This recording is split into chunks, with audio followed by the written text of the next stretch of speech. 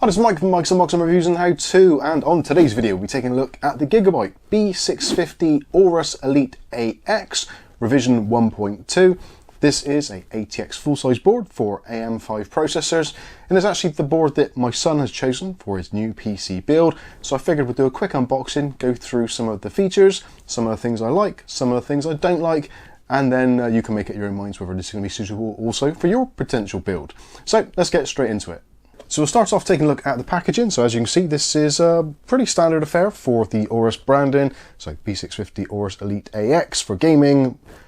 Yes, you can use a motherboard for pretty much anything, but gaming is a priority, as we can see here. And as you can see, it is using the AMD B650 chipset, which comes with a whole host of features such as unlocked overclocking, XMP and Expo profiles, but is slightly limited on PCI Express lanes. So if you do need more PCI Express lanes, then you may want to step up to a B650E or possibly go higher up the range depending on your needs. For most people, the B650 chipset is going to be absolutely fine, but if you want to use extra capture cards and things like that, then you might want to start thinking about those PCI Express lanes.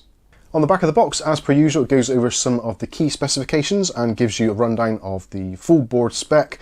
Some of the highlights being the fully covered MOSFET heatsinks with a heat pipe. You also got a 14+2+1 phase digital VRM with 70 amp chokes. You've also got 2.5 gigabit Ethernet on here, as well as having Wi-Fi 6E. So depending whether you're using wireless or wired connectivity, you're sure going to get some stellar speeds, as long as you've got the right equipment. Before we start taking a look at the actual motherboard itself, let's take a look at some of the supplied accessories. So you get all the usual kind of stuff. So you get some additional M.2 mounting pillars and a screw. If you don't want to use the absolutely excellent mounting mechanism, which is already on the board, which we'll take a closer look at shortly.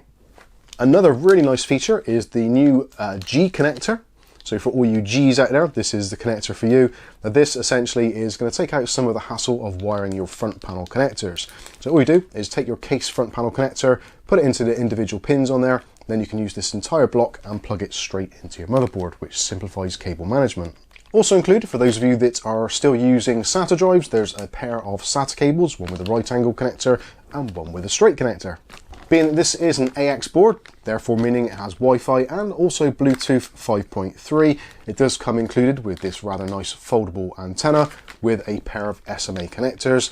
I actually really like these. You can get this antenna slightly away from the back of the PC, so you're going to try and get much better Wi-Fi reception.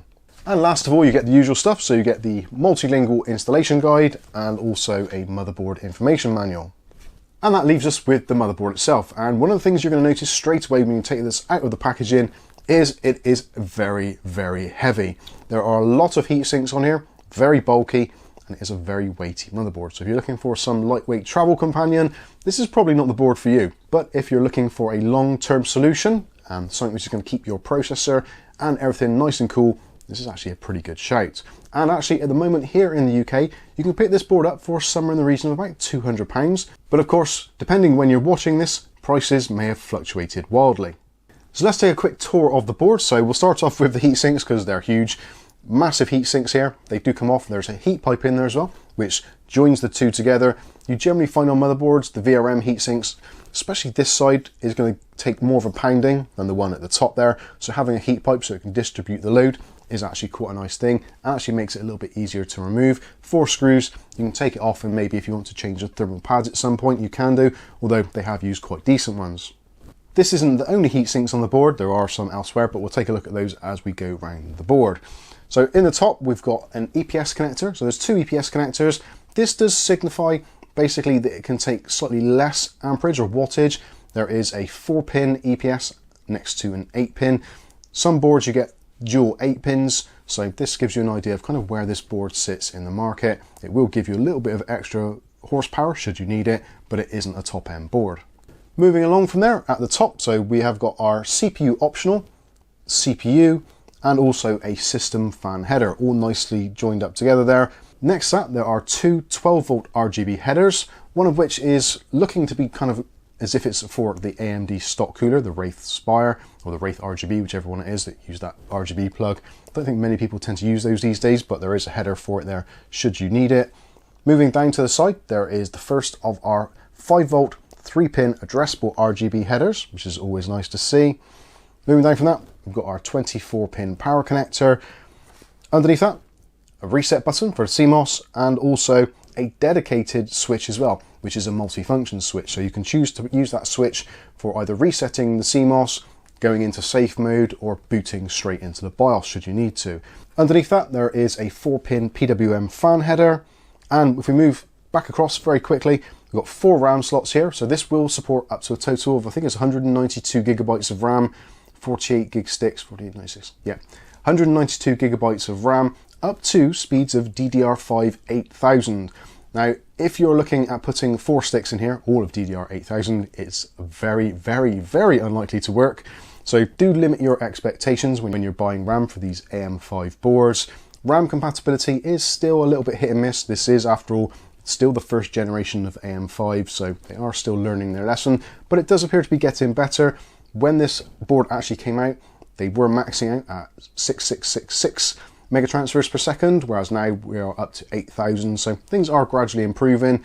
But if you are looking to use 4 sticks of RAM, just do some research. I'll leave some links in the video description below so you can check out the latest specifications and compatibility from Gigabyte themselves. Moving across slightly from there, we've got our AM5 socket with the kind of AM4/AM5 retention clasps there, should you want to use them. Again, we're using LGA type socket here, so there's pins in there. Be very careful, only remove that lid when you absolutely have to, and make sure there's a processor or something covering those pins at all times, because they bend very easily.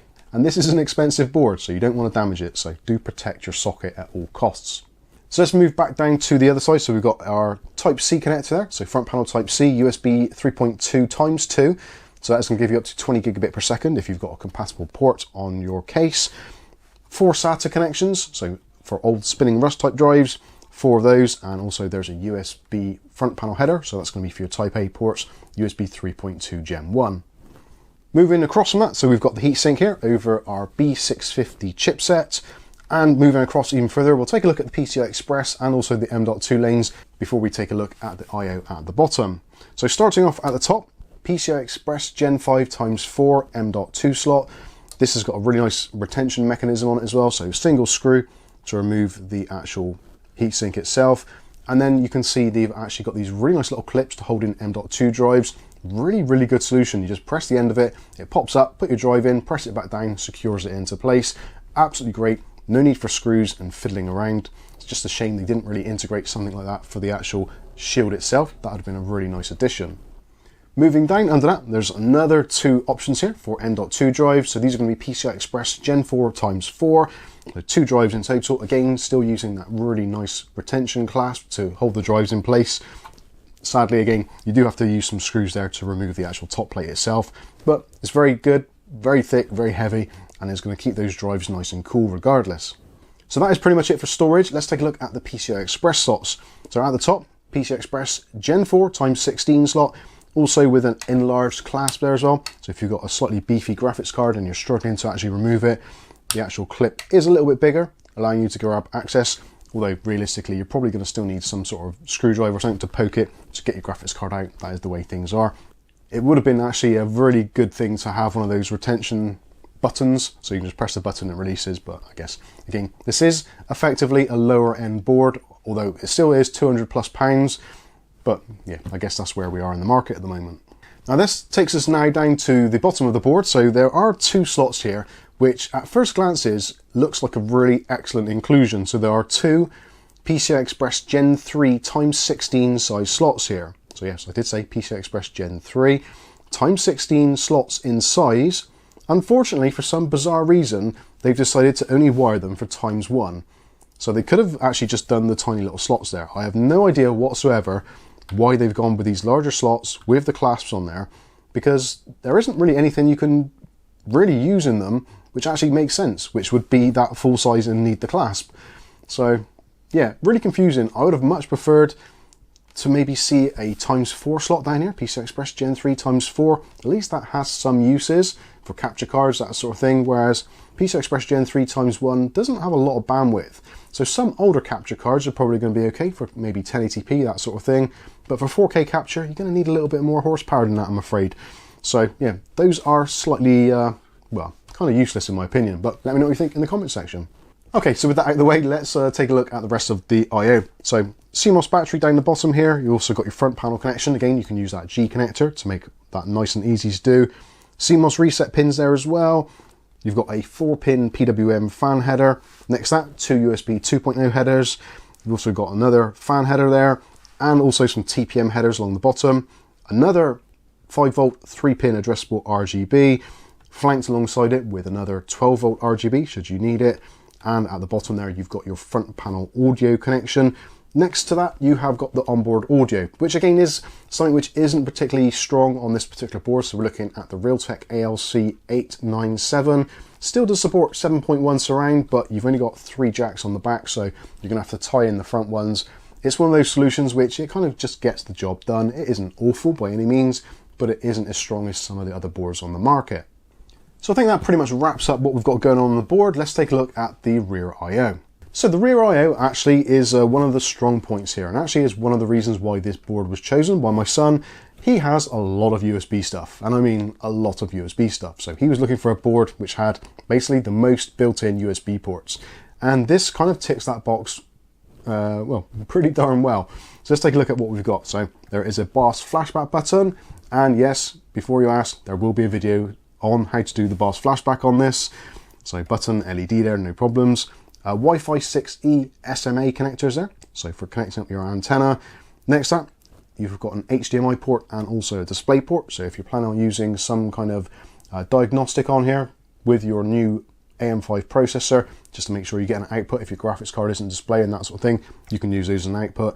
They are very basic, the onboard graphics on the AM5 processors, although you can get the new APUs, which seem to be a little bit stronger. And if you do want to use those, they will support up to 4K 60Hz very easily.